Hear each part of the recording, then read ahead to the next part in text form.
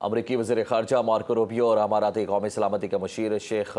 تحنون بن زائد ال نہیان کے درمیان واشنگٹن میں اہم ملاقات ہوئی، جس میں ایران اور اس کے اتحادیوں کے خلاف تعاون پر تفصیلی بات چیت کی گئی۔ امریکی محکمہ خارجہ کے مطابق ملاقات کے دوران علاقائی سلامتی، ایران اور اس کے حمایت یافتہ گروہوں سے متعلق امور پر تبادلہ خیال کیا گیا اور خطے میں باہمی سیکیورٹی رابطہ کاری کو مزید مضبوط بنانے پر اتفاق ہوا۔ اس موقع پر امریکی وزیر خارجہ مارکو روبیو نے بین الاقوامی تجارت اور استحکام کے لیے آبنۂ ہرمز میں بحری جہازوں کی آزادانہ آمد و رفت کو ہر صورت یقینی بنانے کی اہمیت پر خصوصی زور دیا۔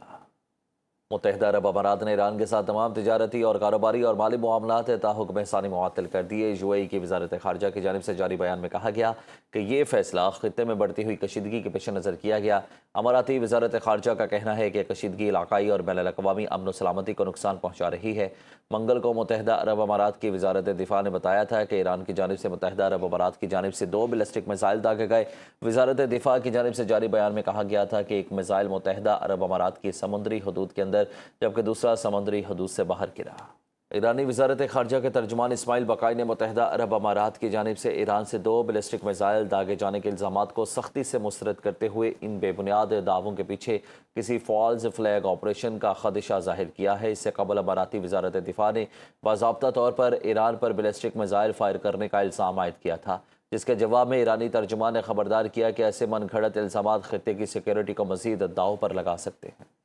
فرانس نے تہران میں اپنے سفارتکاروں کے خلاف ہونے والی کارروائی کے رد عمل میں پیرس میں تعینات 2 ایرانی سفارتکاروں کو آئندہ چند روز میں ملک بدر کرنے کا باضابطہ اعلان کر دیا، جس سے دونوں ممالک کے مابین سفارتی کشیدگی شدید بڑھ گئی۔ فرانسیسی وزیر خارجہ یان نوئل بارو کے مطابق یہ جوابی اقدام 19 جولائی کو ایران میں فرانسیسی سفارتی عملے پر کیے جانے والے دانستہ اور ناقابل قبول حملے کے باعث اٹھایا گیا ہے، جبکہ دوسری جانب ایران کا موقف ہے کہ ان فرانسیسی سفارتکاروں کو سفارتی مشن کی آڑ میں غیر ملکی مداخلت کی سازش کے الزام میں حراست میں لیا گیا تھا۔ فرانس اور یورپی یونین نے ایرانی الزامات کو مسترد کرتے ہوئے اس اقدام کی شدید مذمت کی، جس کے بعد اب دونوں ممالک کے سفارتی تعلقات انتہائی نازک موڑ پر پہنچ چکے ہیں۔ اسرائیل نے شام کے شہر ادلب میں ابو الظہور ملٹری ایئر بیس پر بڑا فضائی حملہ کر دیا، جس کے بعد اسرائیلی وزیر اعظم نتن یاہو نے دعویٰ کیا کہ یہ اقدام شام کی جانب سے ترک فوجیوں کی حلب کے قریب تعیناتی کی اجازت دے کر سیکورٹی امور میں قائم سٹیٹس کو کی خلاف ورزی کرنے پر اٹھایا گیا۔ نتن یاہو کے مطابق شام کو بارہا خبردار کیا گیا کہ ایسی تعیناتی اسرائیل کی سیکورٹی کے لیے خطرہ ہے،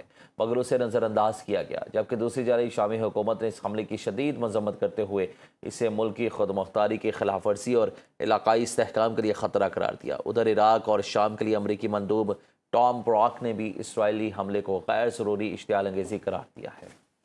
صدر ٹرمپ نے شمالی کوریا کے رہنما کم جونگ ان سے جلد براہ راست ملاقات کے لیے معاونین پر زور دیا ہے کہ جس کا